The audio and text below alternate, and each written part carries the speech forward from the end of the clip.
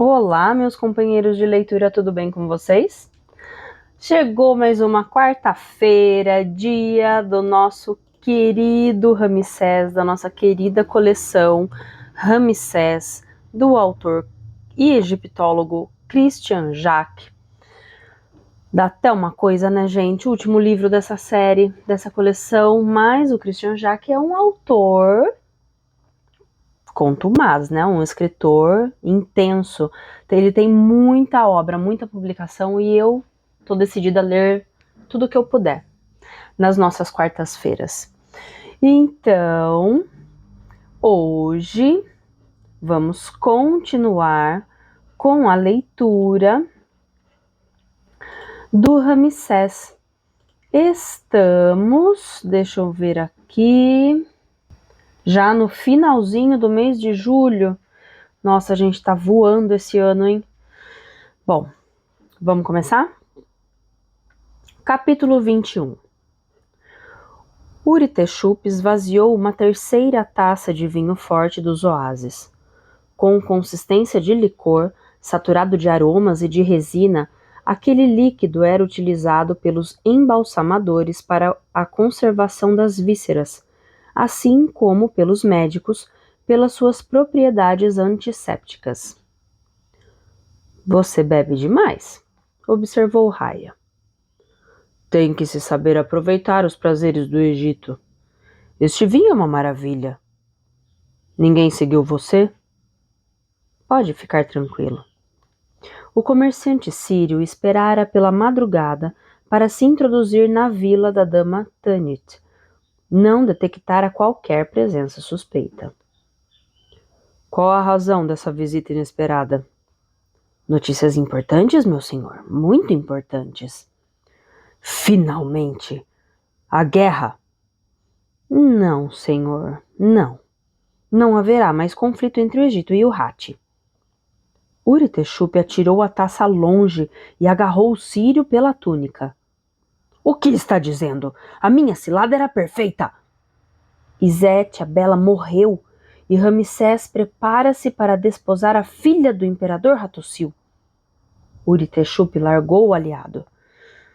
Uma Hitita, rainha do Egito. Impensável. Você deve estar enganado, Raya. Não, meu senhor. A informação é oficial. O senhor tirou a vida de Acha por nada. Era indispensável livrar-me daquele espião. Atualmente estamos livres para agir. Nenhum conselheiro de Ramsés tem a inteligência de Acha.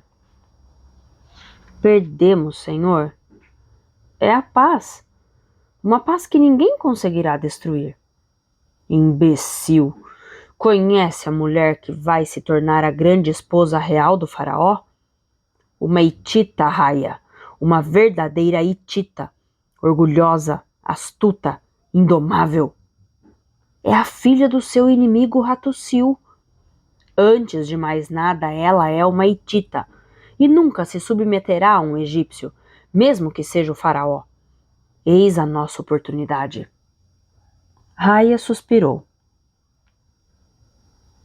O vinho dos oásis subira a cabeça do ex-general-chefe do exército hitita. Mesmo sem qualquer esperança, inventava um mundo imaginário. Abandone o Egito, recomendou a Uritexup. Imagine essa princesa hitita do nosso lado, Raya. Teríamos uma aliada no coração do palácio. São apenas ilusões, senhor. Não, Raya. É um sinal que o destino nos envia. Um sinal que saberei aproveitar em meu próprio benefício. Ficará desiludido, senhor. Uritexup esvaziou a quarta taça de vinho de palma. Esquecemos um detalhe, Raya, mas ainda temos tempo de intervir. Você vai utilizar os líbios. Um dos cortinados mexeu-se e o comerciante sírio apontou o indicador para o lugar suspeito. Ágil como um felino, Uritexup avançou sem ruído para o cortinado, puxou-o brutalmente e agarrou uma Tanit trêmula.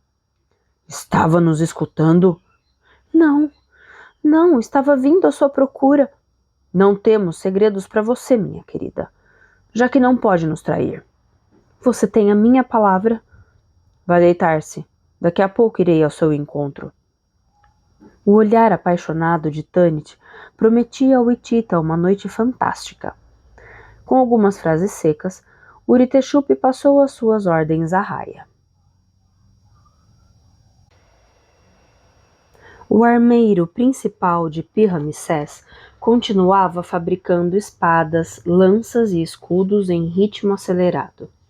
Enquanto o casamento com a princesa Hitita não fosse celebrado, continuariam os preparativos para a guerra. Em um armazém próximo das forjas estavam guardadas as armas capturadas dos hititas. Os artesãos egípcios as haviam estudado com atenção para descobrir segredos de fabricação. Um dos técnicos, um jovem metalúrgico muito criativo, estava interessado na adaga de ferro que o palácio acabava de lhe confiar. A qualidade do metal, o peso e a largura da lâmina, a maneabilidade do punho, era tudo admirável. Não seria fácil imitá-la, seriam necessárias várias tentativas infrutíferas para consegui-lo. Fascinado, o técnico pesou a adaga. Uma pessoa para você, anunciou-lhe uma ordenança. O visitante era mercenário de feições grosseiras. O que quer? O palácio quer recuperar a adaga de ferro. Tem uma ordem por escrito? Claro. Mostre-a. De um saco de couro pendurado no cinto, o mercenário retirou uma tabuleta de madeira e estendeu-a ao técnico. Mas não são hieróglifos. Com um soco violento no queixo, o líbio enviado por Raia deixou o egípcio inconsciente. Depois agarrou a tabuleta e a adaga que a sua vítima havia deixado cair e saiu disparado do armazém. Na sequência de vários interrogatórios, Serramana ficou convencido de que o técnico não era cúmplice do ladrão da adaga e nem de algum mercenário ávido de lucro como havia tantos no exército egípcio. É um soldado a serviço de Uritexupi, disse o sardo a Amene. O escriba continuou a escrever. Tem alguma prova? Meu instinto não falha. Você não acha exagerada essa sua obstinação? Uritexupi conseguiu fortuna e prazer. Por que haveria de mandar roubar a adaga de Hattusil? Porque pensou num plano para prejudicar Ramsés. Qualquer conflito com os hititas é impossível neste momento. O essencial é o seu inquérito sobre o assassinato de Asha. Tem feito algum progresso? Ainda não. Ramsés exige a identificação do assassino. Esse crime e o roubo da adaga estão ligados. Se me acontecer alguma desgraça, concentre-se na pista de Uritexupi. Se lhe acontecer alguma desgraça? O que está querendo dizer? Para avançar nas investigações, tenho de me infiltrar nos meios líbios. O perigo é grande. Quando me aproximar da verdade, tentarão eliminar-me. Você é o chefe da guarda pessoal de Ramsés? Ninguém ousará atacá-lo. Eles não hesitaram em matar o ministro dos negócios estrangeiros do faraó e seu amigo de infância. Não existe um modo menos perigoso? Receio que não, Amene. No coração do deserto líbio, longe de qualquer oásis, a tenda de Malfi era uma estranha praça forte, guardada por homens destemidos. O chefe da tribo bebia leite e comia tâmaras. Não bebia vinho nem cerveja, considerando demoníacas essas bebidas porque embaralhavam as ideias. A guarda pessoal de Malfi era exclusivamente composta por nativos de sua aldeia, que sem ele teriam contaminado pobres camponeses. Comendo à vontade e corretamente vestidos, armados com lanças, espadas, arcos e fundas, escolhendo as mulheres que lhes agradavam, eles dedicavam um verdadeiro culto a Malfi, considerado a encarnação de um gênio do deserto. Não tinha ele a rapidez da pantera, os dedos cortantes como lâminas e os olhos na nuca? Senhor, uma briga! Avisou-lhe o carregador de água. De rosto quadrado e testa larga, semi-oculta por um turbante branco, Malfi levantou-se lentamente e saiu de sua tenda. O campo de treino alojava cerca de 50 combatentes, que em plena tarde se defrontavam com armas brancas ou com as mãos livres. Malfi gostava das condições extremas proporcionadas pelo calor e pelo deserto. Só os que possuíam verdadeiro temperamento de guerreiro saíam vencedores das provas impostas. Provas indispensáveis, considerando a tarefa que aguardava o exército líbio em formação: esmagar as forças de Ramsés. Malfi pensava constantemente nas gerações de chefes líbios humilhados pelos faraós. As hostilidades duravam séculos, pontuadas por derrotas infligidas pelos egípcios às tribos do deserto, corajosas, mas mal organizadas. Ofir, o irmão mais velho de Malfi, utilizara uma arma que esperava fosse decisiva: a magia negra, colocada ao serviço da rede de espionagem hitita que dirigira. Pagara o seu fracasso com a vida, e Malfi jurara a si mesmo vingá-lo. Pouco a pouco, ia conquistando as tribos líbias, das quais, mais cedo ou mais tarde, seria o senhor absoluto. O encontro com o hitita Uri-Teshupe dava-lhe uma oportunidade suplementar de obter a vitória. Com um aliado daquela importância, vencer Ramsés deixava de ser uma utopia. Malfi apagaria os séculos de vergonha e frustração. Um guerreiro robusto, de uma agressividade fora do comum, acabava de esquecer que estava em treinamento e entusiasmara-se, esmurrando 2 adversários maiores do que ele e armados de lanças. Quando Malfi se aproximou dele, o guerreiro gabava-se, esmagando com o pé a cabeça de um dos derrotados. Malfi agarrou um punhal dissimulado sob a túnica e espetou-o na nuca do violento guerreiro. Os duelos interromperam-se imediatamente. Os rostos voltaram-se para Malfi. Continuem treinando e mantendo o controle de si mesmos, ordenou o líbio, e lembrem-se de que o inimigo pode surgir não se sabe de onde. Fim do capítulo 21. Capítulo 22. Conhecer a grande sala de audiências de Pi-Ramsés era um deslumbramento.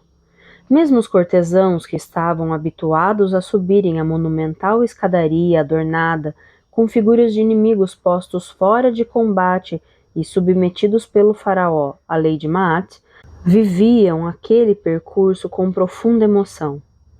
Ao redor da porta de acesso, os nomes de coroação de Ramsés, pintados em azul sobre fundo branco, estavam inscritos em escudos cujas formas ovais simbolizavam o circuito do cosmos sobre o qual reinava o Senhor das duas terras.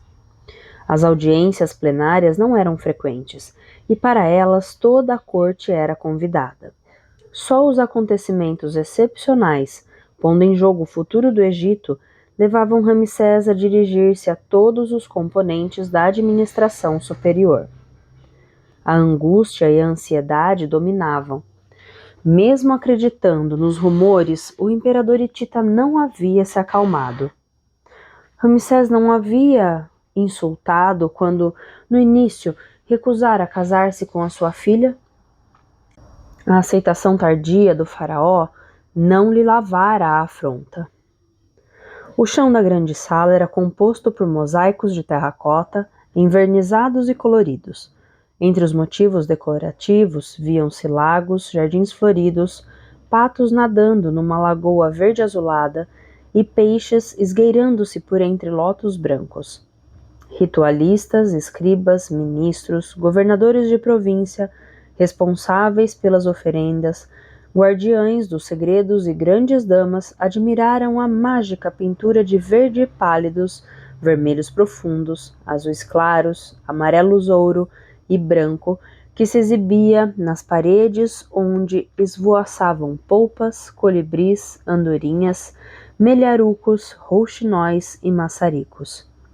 Quando os olhares se elevavam, ficavam fascinados pela beleza dos frisos florais, onde desabrochavam papoulas, dormideiras, lótus, margaridas e acianos. Um silêncio absoluto se fez quando Ramsés subiu a escadaria que conduzia ao seu trono de ouro, cujo último degrau era decorado com a figura de um leão, fechando a boca sobre o inimigo surgido nas trevas, a desordem que constantemente tentava destruir a harmonia de Maat. Com a dupla coroa, a branca do Alto Egito encaixada na vermelha do Baixo Egito, Ramsés trazia também na cabeça as duas potências, carregadas de magia. Na fronte, a Uraeu, de ouro, a cobra fêmea que cuspia fogo que dispersava as trevas. O rei segurava na mão direita o cetro magia, semelhante ao cajado do pastor, tal qual o pastor que reunia os seus animais e reconduzia os que haviam se perdido, também o faraó devia reunir as energias dispersas. O saiote de ouro de Ramsés parecia emitir raios de luz. Durante alguns segundos, o olhar do monarca demorou-se sobre uma pintura sublime, representando o rosto de uma jovem mulher em meditação perante um maciço de malvas rosas. A obra não lembrava Nefertari, cuja beleza para além da morte iluminava o reinado de Ramsés o Grande? O faraó não tinha tempo para se sentir nostálgico. O navio do Estado avançava e o leme tinha de ser manobrado. Eu os reuni aqui para que todo o país, por intermédio de vocês mesmos, seja informado de fatos importantes. Circulam, por todos os lados, mentirosos boatos e quero restabelecer a verdade da qual lhes farei eco. Amene mantinha-se na última fila com outros escribas, como se apenas ocupasse um posto secundário. Estaria mais bem informado sobre as reações da assistência. Serramana, pelo contrário, preferira observar os da primeira fila. A menor manifestação de hostilidade interviria. Quanto a Setaol, este ocupava o seu lugar hierárquico, à esquerda do vice-rei da Núbia, entre os dignatários mais destacados, muitos deles lançando com frequência olhares a Lotus, que trajava um vestido rosa de alças, deixando os seios a descoberto. O governador da província do Delfim, no Baixo Egito, avançou e inclinou-se perante o monarca.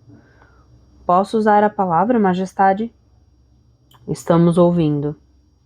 É verdade que o ministro dos Negócios Estrangeiros, Acha, está na realidade prisioneiro em Ratusa e que o tratado de paz com os hititas foi quebrado?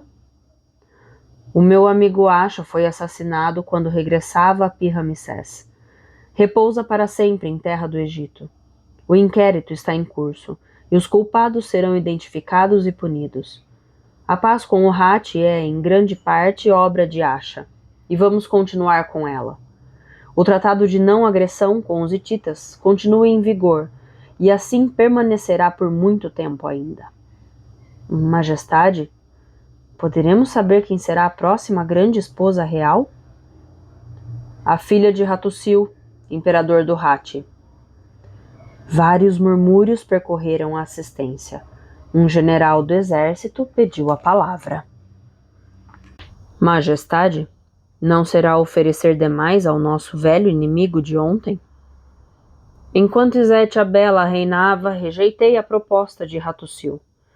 Hoje, esse casamento é o único meio de consolidar a paz que o povo do Egito deseja. Quer dizer então que teremos de tolerar a presença de um exército hitita sobre o nosso solo? Não, general.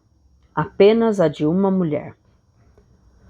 Perdoe o meu atrevimento, majestade, mas o mitita no trono das duas terras não será uma provocação aos olhos dos que combateram os guerreiros anatólios? Graças ao seu filho Merneptah, as nossas tropas estão prontas e bem equipadas. O que teríamos a temer de um conflito com eles? Em vez de ceder às suas insuportáveis exigências, melhor seria enfrentá-los. A arrogância do oficial poderia custar-lhe o posto. As suas opiniões não são incorretas. considerou Ramsés. Mas o seu olhar é por demais parcial. Se o Egito desencadeasse um conflito, quebraria o tratado de paz e trairia a sua própria palavra. Você pode imaginar que um faraó se comporte dessa maneira? O general recuou e misturou-se entre os cortesãos, que os argumentos do monarca haviam convencido. O supervisor dos canais também pediu a palavra. E se o imperador do Hatti recuasse na sua decisão e recusasse mandar a filha para o Egito? Não consideraria essa atitude intolerável, majestade? Vestido com uma pele de pantera, Ká, o grande sacerdote de Mênfis, aproximou-se. O faraó permite-me responder? Ramsés aqueceu. Do meu ponto de vista, declarou o filho mais velho do rei, a política e a diplomacia não oferecem garantias suficientes para ser tomada uma decisão vital. O respeito pela palavra dada e pela regra de Maat ultrapassa tudo, mas é também necessário pôr em prática as leis da magia de Estado que os nossos antepassados nos ensinaram. No ano 30 do seu reinado, Ramsés o Grande viveu a sua primeira festa de regeneração. Doravante, será necessário dar com frequência ao nosso soberano as forças invisíveis de que tem necessidade para governar. Portanto, o mais urgente neste 33º ano é a preparação da sua segunda festa de regeneração. Depois, o horizonte se iluminará e as respostas às nossas perguntas surgirão por si próprias. É uma preparação longa e dispendiosa, protestou o diretor da Casa de Ouro e da Prata. Não seria conveniente adiar essa festa? Impossível, respondeu o grande sacerdote. O estudo dos textos e os cálculos dos astrólogos levam à mesma conclusão. A segunda festa de regeneração de Ramsés o Grande deve ser celebrada dentro de menos de 2 anos. Que os nossos esforços se conjuguem para fazer vir deuses e deusas, e que os nossos pensamentos se consagrem à salvaguarda do faraó. O comandante-chefe das fortalezas da fronteira nordeste opinou por bem apresentar o seu testemunho. Militar de carreira e homem experiente, era ouvido por muitos dos notáveis. Respeito a opinião do grande sacerdote, mas o que faremos se os hititas nos atacarem? Quando Hattusil souber que o Egito prepara essa grande festa sem se preocupar com o casamento da sua filha, certamente que se sentirá ainda mais humilhado e desencadeará o ataque. E enquanto o faraó celebrar os rituais, quem dará as ordens? A própria prática desses rituais nos protegerá, afirmou Ká com a sua bela voz grave e melodiosa. Sempre foi assim. Essa é a certeza de um iniciado habituado aos segredos dos templos, porém a de um militar experiente é outra. Hattusil hesita em nos atacar porque teme Ramsés, o vencedor de Kadesh. Sabe que o monarca é capaz de proezas sobrenaturais. Se o rei não estiver à frente das tropas, o imperador do Hatti lançará todas as suas forças de batalha. A melhor proteção do Egito é a ordem mágica, considerou Ká.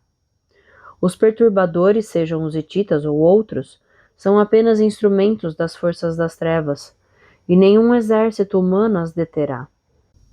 Não foi Amon que, em Kadesh, tornou o braço de Ramsés mais forte do que o de milhares de agressores? O argumento impôs-se. Nenhum outro oficial formulou objeções. Gostaria de estar presente à altura do ritual, precisou Merneptah. Mas o meu lugar não será na fronteira. Sob as ordens do faraó, com 10 filhos reais você garantirá a segurança do território durante o período das festas. A decisão de Ramsés tranquilizou a assembleia, mas o superior dos ritualistas, visivelmente irritado, abriu passagem até a primeira fila. O homem tinha o crânio raspado, um rosto longo e fino e uma silhueta incrível. Se Vossa Majestade autorizar, tenho algumas perguntas a fazer ao grande sacerdote Ká. O rei não manifestou qualquer oposição. Ká sabia que teria de sofrer aquela prova, mas esperava que acontecesse fora da corte. Em que local o grande sacerdote de Mênfis tenciona celebrar a segunda festa da regeneração? No templo de Pi-Ramsés, que foi construído para este fim. O rei possui o testamento dos deuses? Possui. Quem presidirá o ritual?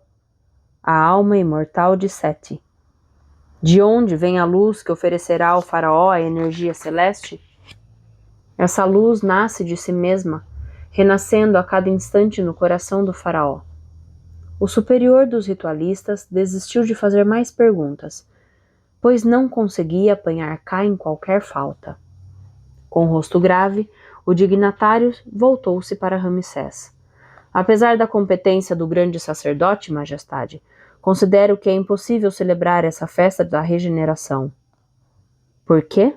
Espantou-se Ká. Porque a grande esposa real desempenha nela um papel essencial. Ora, o faraó é viúvo e ainda não tomou como esposa essa princesa hitita. E digo mais, nunca qualquer estrangeira teve acesso aos mistérios da regeneração. Ramsés ergueu-se. Supõe que o faraó não estava consciente dessa dificuldade? Fim do capítulo 22. Capítulo 23. Techonk trabalhava o couro desde a infância. Filho de um líbio, preso pela guarda egípcia em consequência de um roubo de carneiros e condenado a vários anos de trabalhos forçados, não acompanhara o pai quando este regressara ao seu país para ali encabeçar a luta armada contra o faraó. Primeiro em Bubastis e depois em Pi-Ramsés, Techonk arranjara trabalho e pouco a pouco fora conquistando algum prestígio na sua especialidade. Aos 50 anos de idade, fora assaltado pelo remorso. Ele, de barriga avantajada e rosto prazenteiro, não teria traído seu país de origem ao esquecer tão facilmente as derrotas militares de seu povo e as humilhações que o Egito lhe infligira? Sendo um artesão bem-sucedido à frente de uma empresa com 30 empregados, abria de boa vontade a sua porta aos líbios em dificuldades. Com o passar do tempo, impusera-se como um homem providencial para os seus compatriotas no exílio. Alguns integravam-se rapidamente na sociedade egípcia, outros continuavam com um espírito vingativo. Todavia, outro movimento ia nascendo, um movimento que assustava Techonk, já que não tinha assim grande desejo de ver desaparecer as duas terras. E se a Líbia saísse finalmente vitoriosa e um líbio subisse ao trono do Egito? Mas para que isso acontecesse era preciso eliminar Ramsés. Para expulsar tal pensamento, Techonk concentrou-se em seu trabalho. Verificou a qualidade das peles de cabra e de carneiro e também das de antílope e de outros animais do deserto que acabavam de lhe ser entregues. Depois da secagem, salgadura e defumação, uma equipe de especialistas aplicar-lhes-iam terra ocre e amaciá-las-iam com urina e excrementos de vaca e de cavalo. Por ser a mais mal-cheirosa operação feita naquela oficina, a mesma recebia inspeções regulares do serviço de higiene. Após o curtimento provisório com óleo e alúmen, sucedia-se o verdadeiro curtimento com um produto rico em ácido tânico, extraído das vagens de acácia do Nilo. Se fosse necessário, mergulharia outra vez as peles em óleo, martelando-as e esticando-as para torná-las mais maleáveis. Techonk era considerado um dos melhores artesãos, pois não se contentava apenas com um curtimento vulgar feito com gordura. Além disso, tinha uma habilidade particular para a dobragem sobre o cavalete e o corte de peles. A sua clientela era numerosa e variada.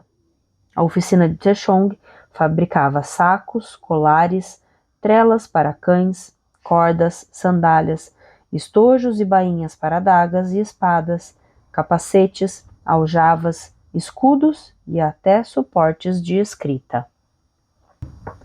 Com um trinchete de lâmina semicircular, Techonk estava cortando uma correia em uma pele de antílope de primeira qualidade, quando um gigante de bigode entrou em sua oficina. Serramana, o chefe da guarda pessoal de Ramsés.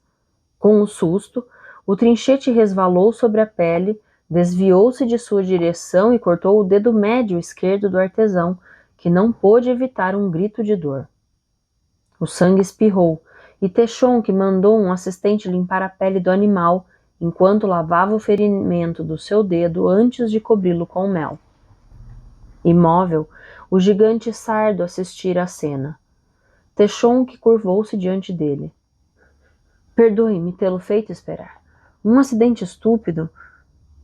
É curioso, pois afirmam que você tem a mão muito firme. Techonk tremia de medo. Ele, um descendente de guerreiros líbios, deveria ter assustado o adversário apenas com um olhar. Mas Serramana era mercenário, sardo e enorme. Está precisando dos meus serviços? Necessito de uma pulseira de força feita com excelente couro. Quando manejo o machado, tenho sentido nesses últimos tempos uma pequena fraqueza. Vou lhe mostrar várias, e você escolherá uma. Estou convencido de que as mais fortes estão escondidas nos fundos do seu estabelecimento. Não, eu... Claro que sim, Techonk, pois sou eu que estou lhe dizendo com toda certeza. Sim, já me lembro. Ainda bem. Vamos lá. Techonk suava em bicas. O que teria descoberto Serramana? Nada, não podia saber nada. O líbio tinha que dominar-se, não demonstrar medo sem qualquer motivo. O Egito era um estado corretíssimo com suas leis, por isso Sardo não se atreveria a usar de violência, pois corria o risco de ser severamente condenado por um tribunal. Techonk precedeu Serramana no pequeno compartimento onde conservava as obras-primas que não estavam à venda. Entre elas, havia uma esplêndida pulseira de força de couro vermelho. Está tentando subornar-me, Techonk? Claro que não. Uma peça com esse valor é digna de um rei. Estou muito honrado com o seu elogio. Você é um artesão de elite, Techonk. A sua carreira é brilhante, a sua clientela notável, o seu futuro mais promissor ainda. Mas que pena. O líbio empalideceu. Não compreendo. Por que tinha de se afastar do bom caminho quando a vida lhe sorria? Afastado do bom caminho? Eu? Serramana palpou um magnífico escudo de couro castanho, digno de um general-chefe.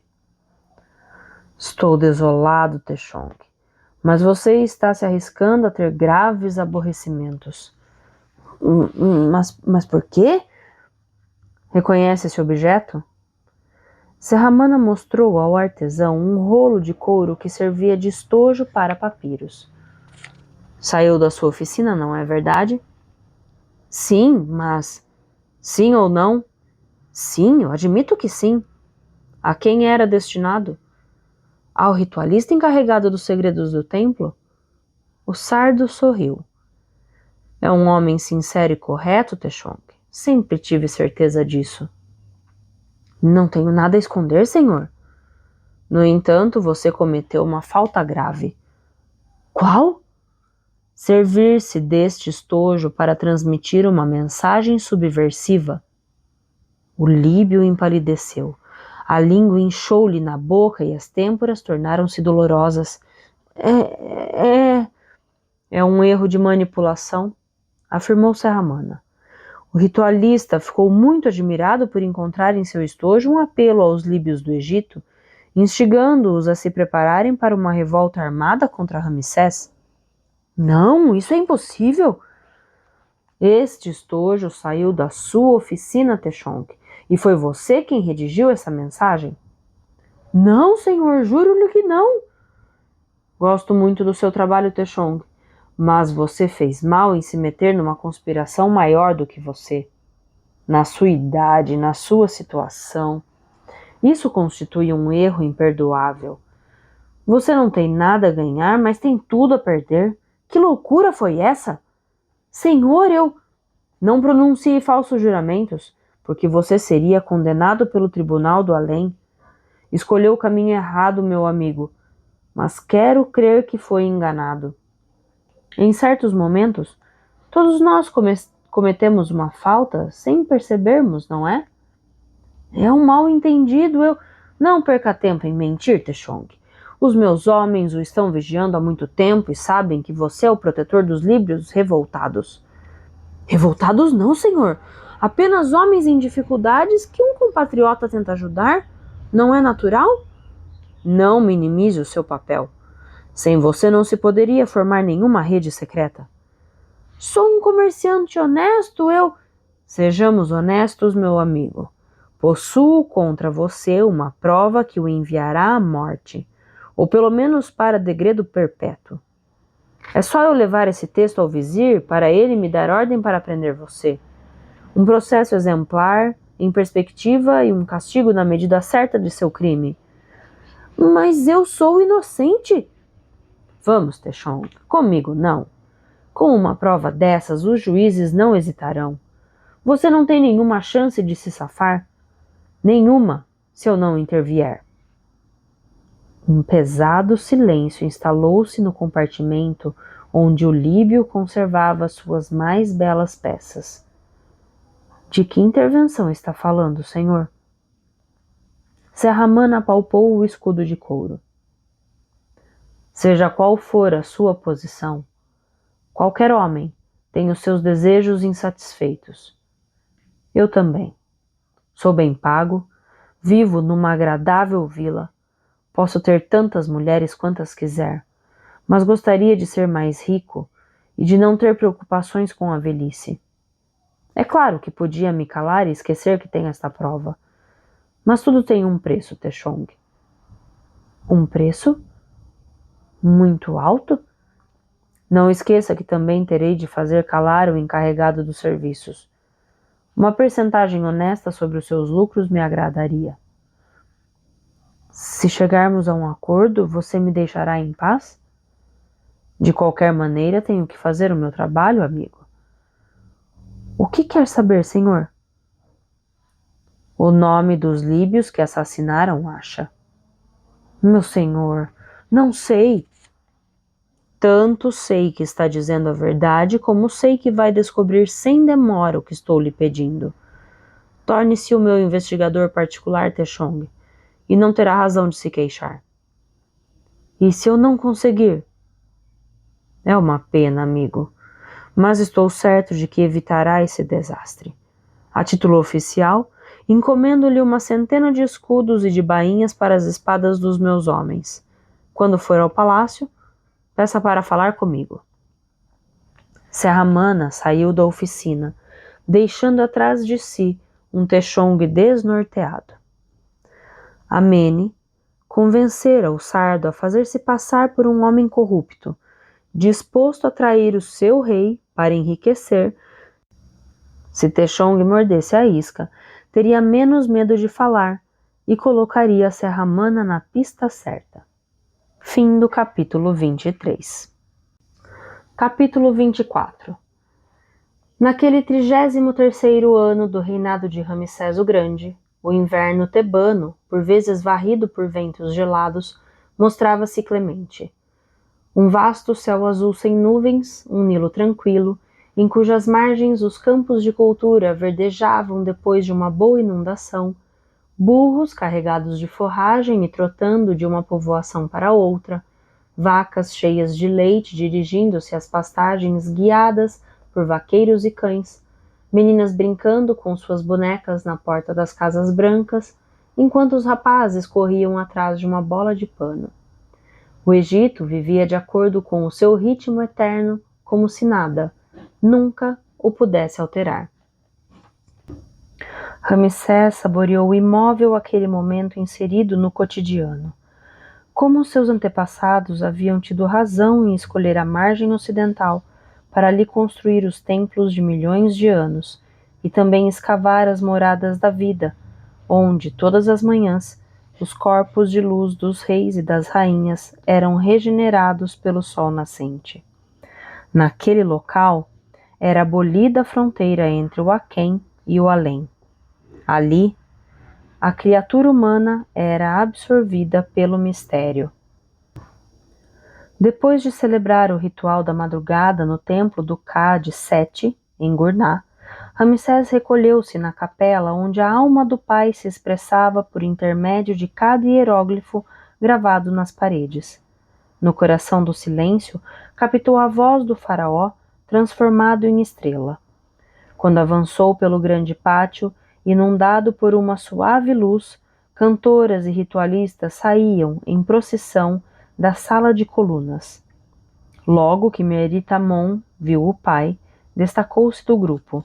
Dirigiu-se para ele e curvou-se, cruzando os braços sobre o peito. Cada dia se parecia mais com Nefertari. Luminosa como uma manhã de primavera, a sua beleza parecia ter se alimentado da sabedoria do templo. Ramsés deu o braço à filha, e os dois avançaram lentamente pela ala das esfinges, ladeada de acácias e tamargueiras. Tem se mantido informada sobre os acontecimentos do mundo exterior? Não, meu pai. Você faz reinar a lei de Maat e combate a desordem e as trevas. Não é o essencial? Os ruídos do mundo profano não trespassam as paredes do santuário, e é bom que seja assim. A sua mãe desejava essa vida, mas o destino impôs-lhe outra. Não era o Senhor dono deste destino? O faraó tem o dever de agir neste mundo, embora o seu pensamento permaneça no segredo do templo. Hoje, tenho de preservar a paz, Meritamon, e para consegui-lo, casarei com a filha do imperador do Hatti. Ela vai se tornar, então, a grande esposa real. Assim será, mas devo celebrar a minha segunda festa de regeneração antes deste casamento. É por isso que tenho de tomar uma decisão que não poderá consumar-se sem o seu acordo. Não desejo desempenhar qualquer papel na direção dos assuntos do país. O senhor sabe. O ritual não poderá ser cumprido sem a participação ativa de uma grande esposa real egípcia. Pedir que você desempenhe esse papel simbólico seria pedir muito? Isso significa abandonar Tebas, ir a Pi-Ramsés e depois? Embora a rainha do Egito, voltará para cá para viver a existência que você escolheu. E não me imporá tarefas profanas cada vez com mais frequência? Apenas a chamarei para as minhas festas de regeneração, que, segundo Ka, deverão ser realizadas de 3 em 3 ou de 4 em 4 anos, até que o meu tempo de vida se esgote. Você tem toda a liberdade de aceitar ou recusar. Por que me escolheu? Porque os anos de recolhimento lhe deram a capacidade mágica e espiritual de desempenhar um papel ritualístico esmagador. Meritamon imobilizou-se e voltou-se para o templo de Gurná. Está me pedindo demais, meu pai. Mas você é o faraó. Setaou resmungava. Longe da sua querida Núbia, paraíso das serpentes, sentia-se exilado. No entanto, trabalho é o que não faltava. Com a ajuda de Lotus, que todas as noites apanhava no campo répteis de um bom tamanho, imprimiram um novo dinamismo ao laboratório encarregado da preparação de remédios à base de veneno.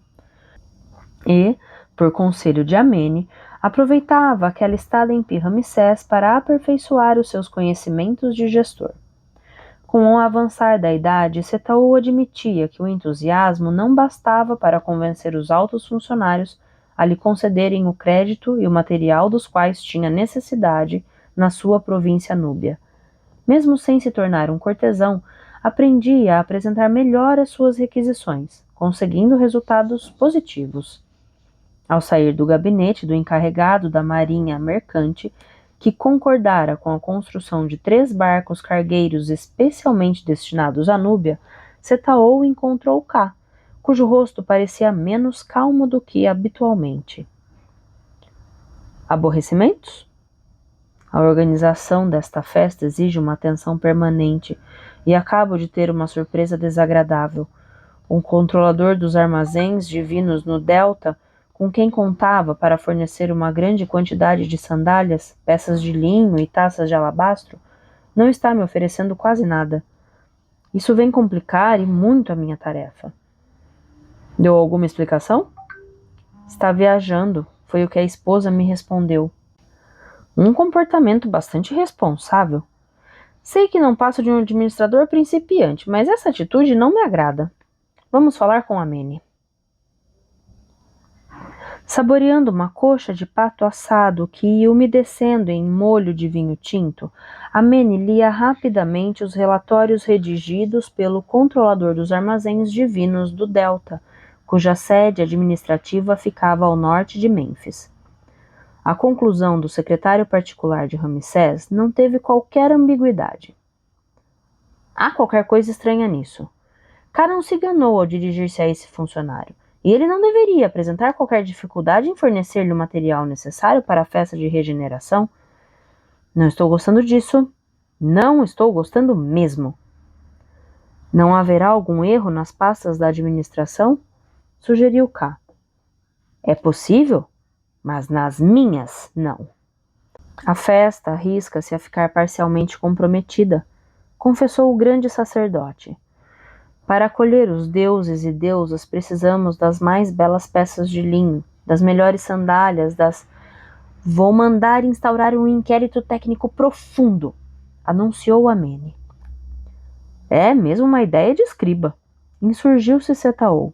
Isso será longo e complicado. E cá tem pressa. É preciso agir de forma mais sutil. Nomeie-me controlador especial e rapidamente conseguirei saber a verdade. A Manny fez cara de mal. Estamos no limite da legalidade. E se houvesse perigo? Disponho de auxiliares seguros e eficazes. Não percamos o nosso tempo com palavras vãs e dê-me uma ordem de missão por escrito. No centro dos armazéns do norte de Mênfis, a dama Cherit dirigia os trabalhos com a autoridade de um general destemido. De pouca altura, morena, bonita, autoritária, orientava os condutores de rebanhos de burros com cargas de diversos produtos, distribuía as tarefas dos encarregados da manutenção, verificava as listas e não hesitava em brandir o seu bastão à frente do nariz dos raros reclamantes. Uma mulher de fibra, como Setaou gostava. Com os cabelos revoltos, a barba por fazer e a nova túnica de pele de antílope, que parecia ainda mais surrada do que a antiga, Setaou foi rapidamente localizado. — O que faz aí, preguiçoso? — Gostaria de lhe falar. — Aqui não se conversa, trabalha-se. — É precisamente a respeito do seu trabalho que gostaria de falar. A dama Cherit esboçou um sorriso maldoso. — A minha forma de comandar desagrada-lhe, talvez. É a sua precisa qualificação que me preocupa. A morena baixinha ficou espantada. Um vagabundo não se exprimia daquela maneira. Quem é você? O controlador especial nomeado pela administração central. Perdoe-me, mas com esse aspecto, os meus superiores o censuram, mas somente o toleram por causa dos meus excelentes resultados. Por uma questão de princípio, poderia me mostrar a sua ordem de missão? Ei-la. O papiro possuía todos os selos indispensáveis, incluindo o do vizir que aprovava a iniciativa de Amene e Setaou. A dama Cherit leu e releu o texto, que dava ao controlador o poder de inspecionar os armazéns a hora que quisesse. Era ao seu marido que eu devia ter mostrado esse documento. Ele está viajando. Não deveria ele estar em seu posto? A mãe dele é muito idosa e precisou de sua presença. Quer dizer, então, que você ficou no lugar do seu esposo? Conheço o trabalho e o executo muito bem. Temos um grave problema, dama Cherit. Você não parece estar em condições de entregar ao palácio o que ele exige para a festa de regeneração do rei. Bem, o pedido foi de surpresa e, no momento, Infelizmente é verdade. Preciso de explicações. Não estou a par de tudo, mas sei que uma importante remessa de material foi efetuada com destino a outro lugar. Para onde? Não sei. Por ordem de quem? Também não sei. Mas quando meu marido voltar, poderá lhe responder, e tudo ficará novamente em ordem. Tenho certeza. A partir de amanhã de manhã examinarei os seus inventários e os conteúdos dos armazéns. Amanhã havia programado uma limpeza e tenho pressa, dama Charity. Os meus superiores exigem um relatório mais breve possível. Portanto, vá colocar os seus arquivos à minha disposição. Mas há muitos. Não se preocupe. Eu me arranjarei. Até amanhã, dama Charity. Fim do capítulo 24. Fim de mais um bloco de leitura, meus amigos. Olha, foi um pouquinho emocionante, vai. Eu pensei que o Serramana fosse esmagar o cara do... Juro, pensei que o Serramana fosse acabar com o moço. Ainda bem que ele foi mais esperto. A Manny conseguiu, hein? E essa Cetaou, controlador, um pouquinho mais. Sabe o que eu gosto? Aí eu quero trocar essa figurinha com vocês. Eu gosto de fazer a voz do Cetaou. Eu gosto de imaginar o Cetaou bem, né? Bem, como que se diz? Meio caipira, sabe? Eu até pensei em fazer uma voz meio caipira dele, mas no final acabou não saindo. Imagina um Cetaou caipirão. Bem no estilo Piracicabano, aqui do interior de São Paulo. Gente, um beijo pra vocês, uma ótima semana. E a gente se encontra em agosto, né? Semana que vem. Depois de amanhã já é agosto. Um beijo pra vocês. Fiquem com Deus. Tchau!